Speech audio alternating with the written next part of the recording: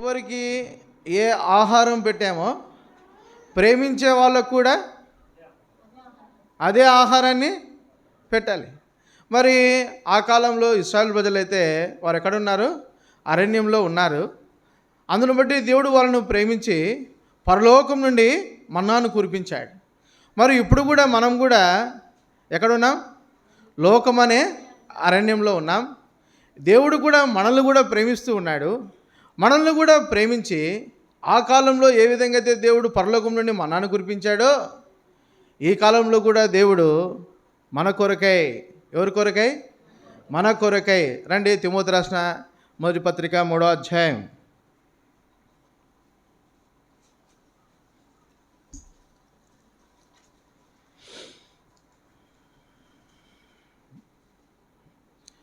16వ వచనం.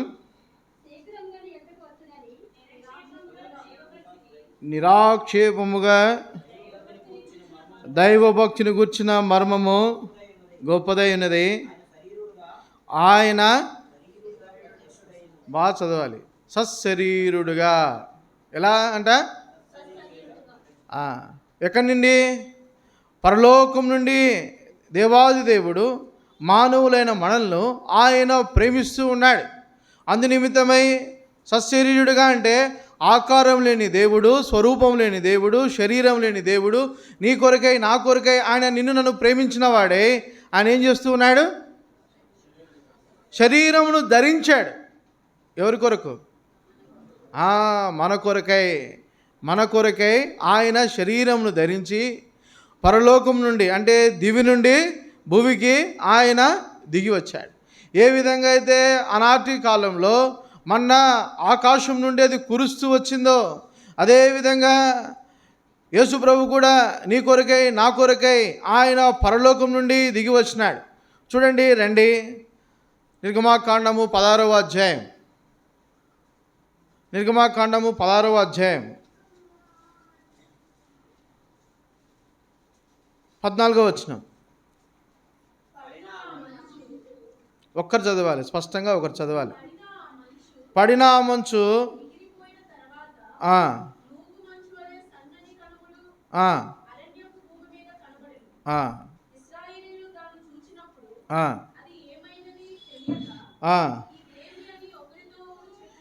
ఇశ్రాయేలులు దాన్ని చూచినప్పుడు ఇది ఏమని తెలియక, ఏమైనదని తెలియక ఇది ఏమని ఒకరితో ఒకరు. ఇది ఏమేనంటే హెబ్రీ భాషలో మన్నా అని అర్థం. ఏమని అర్థం? మన్నా అంటే హెబ్రీ భాషలో ఏమని అర్థం? మన భాషలో ఇదేమి, హెబ్రీ భాషలో మళ్ళీ చెప్పండి. మన భాషలో ఇదేమి, హెబ్రీ భాషలో మన్నా అంటే మన భాషలో ఏమని? ఇది ఏంటో ఇది మనకు తెలియదు, కొత్తగా ఉంది, వింతగా ఉంది. అయితే ఆ మన్నా, ఆ కాలం వారు తిన్న మన్నా ఎలా ఉంది అని అంటే చూడండి, రండి, 16వ అధ్యాయము 31వ వచనం. ఇశ్రాయేలు దానికి మన్నాను పేరు పెట్టిరి, అది తెల్లని కొత్తిమీర గింజవలే ఉండెను, దాని రుచి తేనెతో కలిపిన అపూపం వలె ఉండెను. మరి కొత్తిమీర గింజలంటే చెప్పండి, ఏంటి కొత్తిమీర గింజలంటే? ధనియాలు. కొత్తిమీర గింజలంటే ధనియాలు. ధనియాలు ఎంతలా ఉంటాయి? బాగా ఇంతలా ఉంటాయా? ఎంత ఉంటాయి? చాలా చిన్నగా ఉంటాయి. అయితే ఎలా ఉందంటే అది తెల్లగా ఉంది. అది ఎందుకంత చిన్నగా చేయబడింది? మరి రకరకాల పండ్లు ఉన్నాయి. మన దేశంలో విరివిగా దొరికే మామిడి పండు ఉంది, ఎంతో ఇష్టంగా తినే పండ్లు ఉన్నాయి, ఎన్నో పండ్లు ఉన్నాయి. కానీ దేవుడు పరలోకం నుండి దిగి వచ్చే ఆహారము ఎందుకంత చిన్నగా ఉంది అని అంటే యేసుప్రభు కూడా నీ కొరకై నా కొరకై ఆయన తన్ను తాను రిక్తునిగా తగ్గించుకున్నాడు. యేసుప్రభు ఈ లోకంలో ఎలా జన్మించాడు? ఆయన దేవుళ్ళకు దేవుడు, ప్రభువులకు ప్రభువు, రాజులకు రాజు, సర్వాధికారి అయిన దేవుడు, సర్వసృష్టికర్త అయిన దేవుడు ఈ లోకంలో ఆయన జన్మించాలి, ఆయన ఉద్భవించాలి అంటే ఆయన ఓ మహారాజు ఇంటిలో పుట్టవచ్చు. అయితే ఆయన ఎక్కడ పుట్టాడు? ఒక సామాన్యుని ఇంట్లో పుట్టాడు. ఆయన ఎక్కడ ఉంచారు? పశువుల తొట్టిలో ఉంచారు. ఎక్కడ ఉంచారు యేసుప్రభును? పశువుల తొట్టిలో ఉంచారు. అంత మాత్రమే కాదు, యేసుప్రభు యొక్క జీవితము ఎంత మరి రిక్తుడిగా ఆయన ఉన్నాడు అని అంటే, రండి చదవండి. ఫిలిప్పీయులకు రాసిన పత్రిక 2వ అధ్యాయము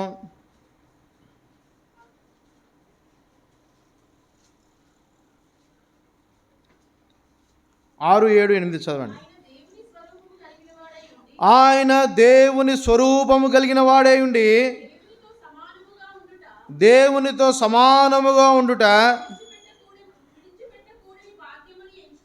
విడిచిపెట్టకూడని భాగ్యమని ఎంచుకొనలేదు, కానీ మనుషుల పోలికగా పుట్టి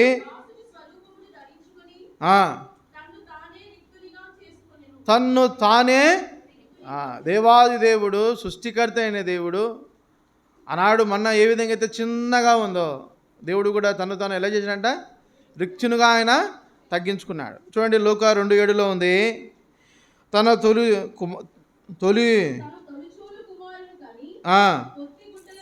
తన తొలిచూలు కుమారుని కని పొత్తి గుడ్డలతో చుట్టి సత్రములో వారికి స్థలము లేనందున యేసుప్రభువుని ఎక్కడ పండు పెట్టారంట? ఎంత రిక్తుడిగా తగ్గిపోయాడు అంటే పశువుల తొట్టిలో ఆయన ఉంటూ వచ్చినాడు. అంత మాత్రమే కాదు, యేసుప్రభు యొక్క జీవితం అంతా చాలా middle class life, luxurious life కాదు. దేవుడు అనుకుంటే ఎంతో మరి విలాసవంతుగా ఆయన ఉండవచ్చు. అయితే ప్రభువు నీ కొరకై నా కొరకై ఆయన ఏమవుతూ వచ్చినాడు? ఈ లోకంలో మొదటి రిక్తుడుగా అవుతూ వచ్చినాడు. రెండవది ఆయన దరిద్రుడుగా, ఆయన ధనవంతుడైండి. రండి 2 కొరింథీ 8వ అధ్యాయం. 2 కొరింథీ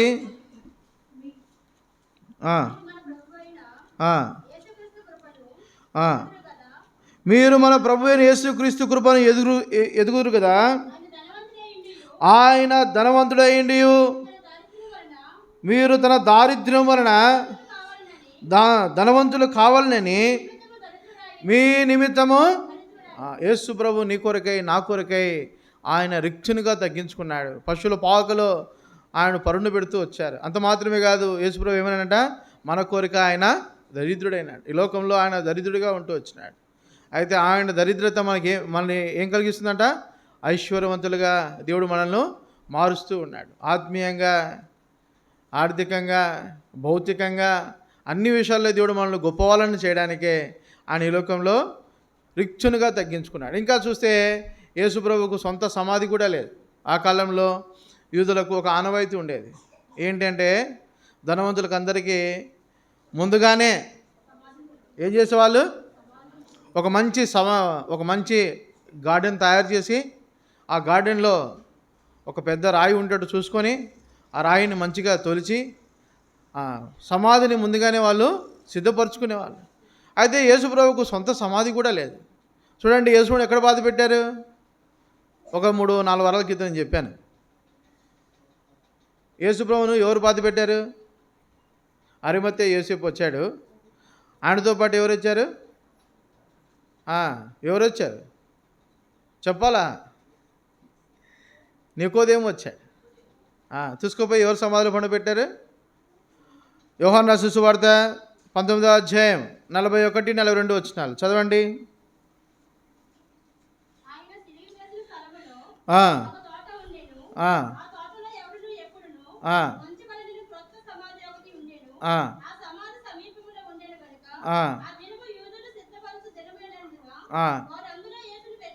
చూసారా? ఓ సమాధిలో యేసుప్రభుని పెడుతూ వచ్చారు. యేసుప్రభుని తన సొంత సమాధి కాదు, ఇతరుల సమాధిలో యేసుప్రభును పెడుతూ వచ్చారు. చూస్తూ వచ్చినట్లయితే యేసుప్రభు గొప్ప దేవుడు. మన కొరకే ఆయన రిక్చునుగా చేసుకున్నాడు. దరిద్రుడిగా ఈ లోకంలో ఆయన బ్రతుకుతూ వచ్చినాడు. అంత మాత్రమే కాదు, ఆయన ఎంతో దయనీయమైన స్థితిలో మన కొరకే ఆయన బ్రతుకుతూ వచ్చినాడు. ఏ విధంగా అయితే మన్నా పరమందు నుండి భూమి మీదకి వచ్చిందో అదేవిధంగా యేసుప్రభు కూడా పరలోకం నుండి భూమి మీదకి వచ్చినాడు. ఏ విధంగా అయితే మన్నా చిన్నగా ఉందో యేసుప్రభు కూడా తను తాను ఆయన రిక్చునిగా ఆయన చేసుకుంటూ వచ్చినాడు. తర్వాత ఈ మన్నా తినడానికి ఎలా ఉందంట? చదవండి. అపొస్తలుల నిర్గమాకాండము 16వ అధ్యాయము 31వ వచనం చదవండి. తినడానికి మన్నా ఎలా ఉంది? అది తెల్లని కొత్తిమీర గింజవలే. ఆగుదాం. అది ఎలా ఉందంట? తెల్లగా. ఎలా ఉందంట? తెల్లగా అంటే తెలుపు దేనికి సాదృశ్యం? పరిశుద్ధతకు సాదృశ్యం. నిష్కలంకమైన దానికి సాదృశ్యం. యేసుప్రభు కూడా ఈ లోకంలో ఎలా ఉంటూ వచ్చాడు? పరిశుద్ధుడైన దేవుడిగా ఉన్నాడు, నిష్కలంకుడైన దేవుడిగా ఉన్నాడు, నిర్దోషి అయిన దేవుడిగా ఉన్నాడు. ఇంకా చూస్తూ వచ్చినట్లయితే చూడండి, ఆ పరిశుద్ధుడైన దేవుడు, నిష్కలంకుడైన దేవుడు, నిర్దోషి అయిన దేవుడు పాపి అయిన మనల్ని కూడా ఆయన పరిశుద్ధులుగా చేయుటకై మనకు బాగా తెలుసు. చెప్పండి. మొదటి యోహాను 1:7 ఏముంది? మొదటి యోహాను 1:7 ఏముంది?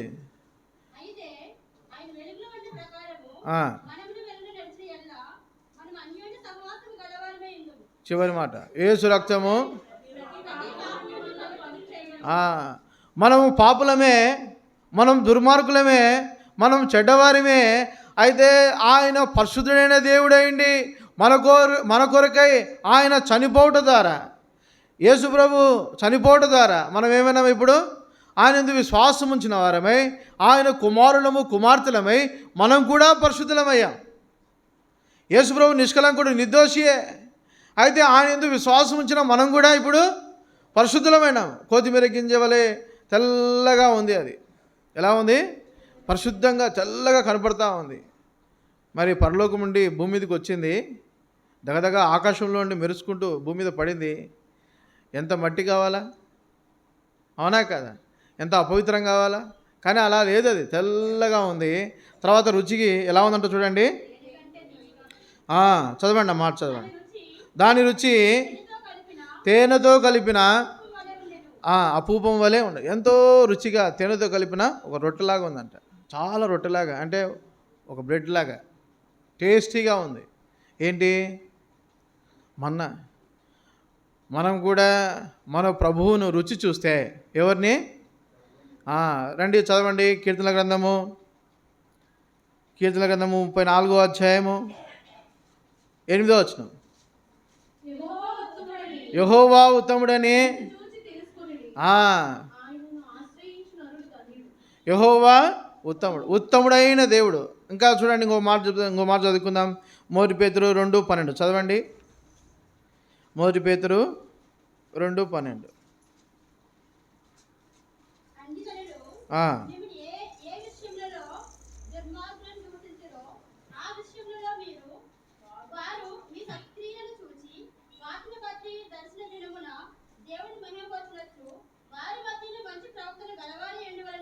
ఒక్క నిమిషం సార్ చెప్తారు.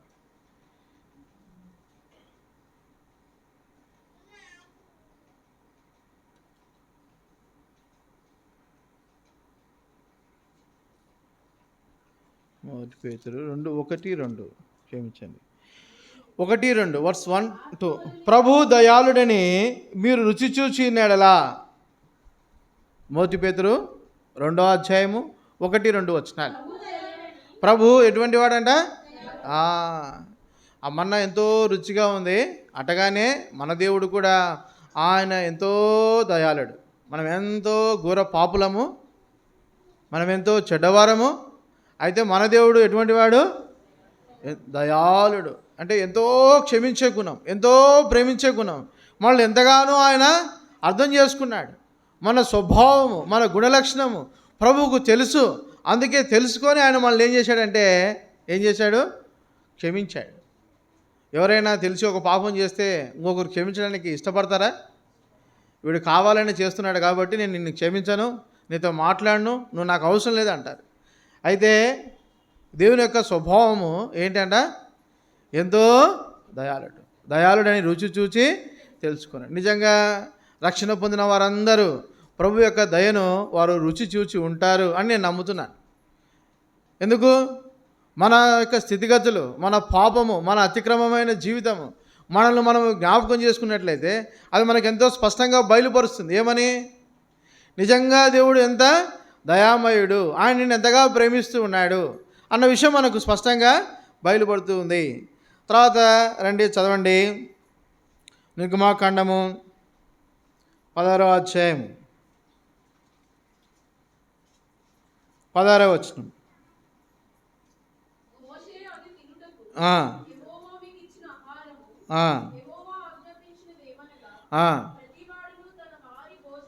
ప్రతివాడును తన వారి భోజనమునకు, ప్రతివాడు తన కుటుంబంలోని ప్రతి తలకు ఒక్కొక్క ఓమేరు చొప్పున దాన్ని కూర్చుకున్నవారండి. ఒక్కొక్కడు తన గుడారంలో ఉన్న వారి కొరకు కూర్చుకో. అంటే చిన్న పిల్లలైనా పెద్ద పిల్లలైనా ఇంటిలో ఎంతమంది ఉంటే అందరికీ మొన్నను కూర్చుకోవాలి. ఎందుకు? అది ఆహారం, అది ఉంటే వాళ్ళు బ్రతుకుతారు. అట్లాగానే రక్షణ ఎవరికి? రక్షణ పెద్దలకేనా, వృద్ధులకేనా, చనిపోయే వాళ్ళకేనా? యేసు యొక్క రక్షణ ఎవరికి? అందరికీ. మనం కూడా బాగా తెలుసు, యేసుక్రీస్తు అందరికీ ప్రభు. అందుకే యేసు ప్రభు పిలుస్తూ వచ్చాడు. ఏమని పిలిచాడు? మత్తయి 11:2 ఏముంది? ప్రయాసపడి పాపభారం మోస్తున్న సమస్త జనులారా నా యొద్దకు రండి. సమస్త జనులారా ఎవరు? ఆనాడు మనని ఏ విధంగా అయితే అందరికీ విరివిగా కావలసినంతగా వారు పంచుకుంటూ తమ గృహంలో వారు ఉంచుకుంటూ వచ్చినారో, దేవుడు కూడా మనందరి కొరకై ఆయన శిలువ మీద బలియాగమైన వాడుగా కనపడుతూ వచ్చినాడు. అంత మాత్రమే కాదు, ఆయన రక్షణ మనకు అందరికీ ఆయన సమానంగా ఇస్తూ వచ్చినాడు. సేవకులకు పెద్ద రక్షణ, సంఘ పెద్దకు ఇంకా పెద్ద రక్షణ, విశ్వాసులకు ఇంకా పెద్ద రక్షణ అట ఉంటాయా? ఏముంటుంది? అందరూ ఒక్కటే. అందుకే మనం చూస్తూ ఉంటాం, మన సమావేశంలో ఏమంటారు? రెవరెండ్ అంటారా? ఏమంటారు? బ్రదర్. రెవరెండ్ అంటే మీకు అర్థం తెలుసా? పూజార్హుడు అని అర్థం. రెవరెండ్ అంటే ఏమని అర్థం? నాకు ఉంది సర్టిఫికేటు, థియాలజికల్ సర్టిఫికేట్ నాకు ఉంది. ఏమని రెవరెండ్ అని పెట్టుకుంటే ఎంత తప్పు? ఏమని అర్థం? ఒక మనుషుడు పూజార్హుడు అవుతాడా? ఎవరు పూజార్హుడు? యేసు ప్రభు పూజార్హుడు. కాబట్టి రెవరెండ్ అనే పదం కాదు, బ్రదర్. బ్రదర్ అంటే అందరూ సహోదరులే. యేసు ప్రభు కూడా మన సహోదరుడే. ఆయన తండ్రికి జ్యేష్ఠ కుమారుడు, మనమందరము ఆయన సహోదరులం. మనమంతా ఒకటే. కాబట్టి రక్షణ అందరికీ ఒకటే. అందరికీ సమానంగా అందరినీ దేవుడు సమానంగా ప్రేమిస్తున్నాడు. అందరినీ దేవుడు సమానంగా రక్షించుకుంటూ వచ్చినాడు. తర్వాత చూడండి 16వ అధ్యాయము 13, 14 వచ్చినాడు. మన్నా ఎక్కడ కురుస్తూ ఉందంట? కాగా సాయంకాలమున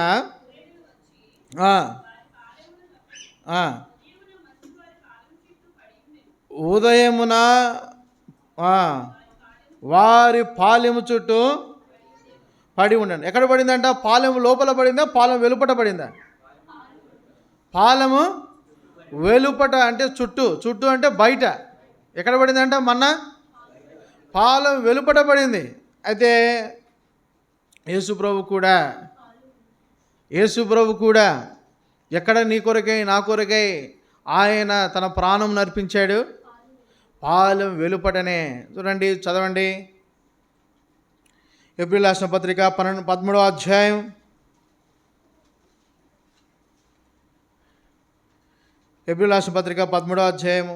12, 13 వచ్చినారు. కావున యేసు కూడా తన స్వరక్తము చేత ప్రజలను పరిశుద్ధపరచుటకై గవని వెలుపట యేసు ప్రభు నీ కొరకై నా కొరకై ఆనాడు ఏ విధంగా అయితే మన్నా పాలెం వెలుపట కురుస్తూ వచ్చిందో అదేవిధంగా అయినప్పటికీ సమృద్ధి అయిన జీవాహారముగా ఉంది. యేసు ప్రభు కూడా చెప్తూ వచ్చాడు. యోహాను రాసిన సువార్త 6వ అధ్యాయం 8వ వచనం చదవండి. 35వ వచనం. పరలోకమును దిగి వచ్చిన జీవాహారము నేనే, జీవాహారం నేనే.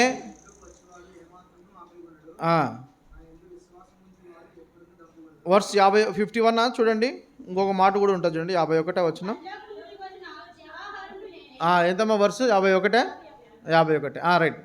పరలోకం నుండి దిగి వచ్చిన జీవాహారమును నేనే. యేసుప్రభు చెప్పాడు, జీవాహారమైన ప్రభువుగా ఆనాడు అరణ్యంలో దేవుని యొక్క ప్రజలను దేవుడు ప్రేమించి ఏ విధంగా అయితే వారికి మన్నాను ఇస్తూ వచ్చినాడో, అదేవిధంగా ఇప్పుడు కూడా ఈ లోకమనే అరణ్యంలో మనల్ని కూడా దేవుడు ప్రేమించి మన కొరకై దివి నుండి భూమికి యేసు ప్రభువును పంపిస్తూ వచ్చినాడు. పాల వెలుపల మరి మన్నా కురుస్తూ వచ్చింది. అదేవిధంగా యేసు ప్రభువు నీ కొరకై నా కొరకై ఆయన ఏం చేయబడుతూ వచ్చినాడు? పాలెం వెలుపట. చూడండి, రండి చదవండి. ఎబ్రియుల రాసిన పత్రిక 13వ అధ్యాయము. కావున యేసు కూడా తన స్వరక్తము చేత ప్రజలను పరిశుద్ధపరచుటకై గవని వెలుపట. కాబట్టి చాలు. యేసు ప్రభు ఎక్కడ శ్రమ పొందుతూ వచ్చాడంట? ఎందుకోసం శ్రమ పొందాడంట? తన స్వరక్తము చేత మనల్ని పరిశుద్ధపరుస్తూ వచ్చినాడు. ఏ విధంగా అయితే మన్నా తెల్లగా ఉందో, నిష్కలంకంగా ఉందో, అదేవిధంగా దేవుడు మనల్ని కూడా తన స్వరక్తం చేత ఆయన మనల్ని పరిశుద్ధపరుస్తూ వచ్చినాడు, పవిత్రపరుస్తూ వచ్చినాడు. తన కుమారునిగా మనల్ని చేసుకుంటూ వచ్చినాడు. తన వానిగా ఆయన మనల్ని ప్రతిష్ఠిస్తూ వచ్చినాడు. ఇంకా చూస్తూ వచ్చినట్లయితే ఆనాడు వారు మన్నాను వండుకున్నారు. ఎలా వారు వండుకుంటూ వచ్చారంటే, కొంతమంది రొట్టెల్లాగా కాల్చుకున్నారు, కొంతమంది ఉడకబెట్టుకొని తిన్నారు. చూడండి, చదవండి. నిర్గమాకాండము 16వ అధ్యాయము 23వ వచనం.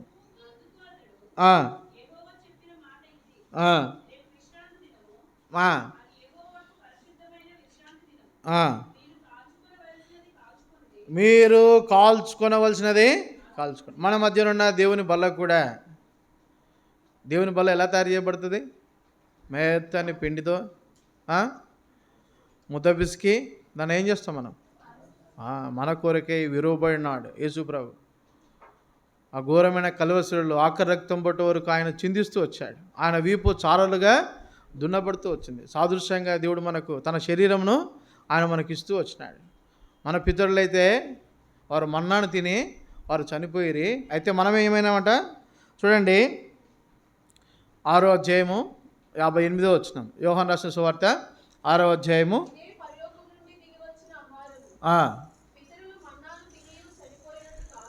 మీ పితరులు మన్నాను తిని చనిపోయినట్లు కాదు, ఈ ఆహారము తినువాడు ఎల్లప్పుడూ జీవించునని. ఆత్మీయంగా మనం ఎప్పుడూ జీవించే ఉంటాం. ఎక్కడ? ఈ లోకంలో ఉంటాం, పరలోకంలో కూడా ఎప్పుడూ జీవించే ఉంటాం. మనం చనిపోము ఆత్మీయంగా. ఎందుకు చనిపోము? దేవుడు మనల్ని ప్రేమించాడు. ఆయన దివి నుండి భూమికి దిగి వచ్చాడు. ఆయన శరీరమును మన మధ్యలో ఉంచాడు.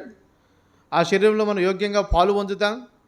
కాబట్టి మనం ఏమైపోతాం? ఇక యుగయుగాలు ప్రభుతో కూడా జీవిస్తూనే ఉంటాం. చివరిగా ఒక మాట చదువుకొని నేను ముగిస్తాను. రండి, ప్రకటన గ్రంథము 2వ అధ్యాయము 17వ వచనం.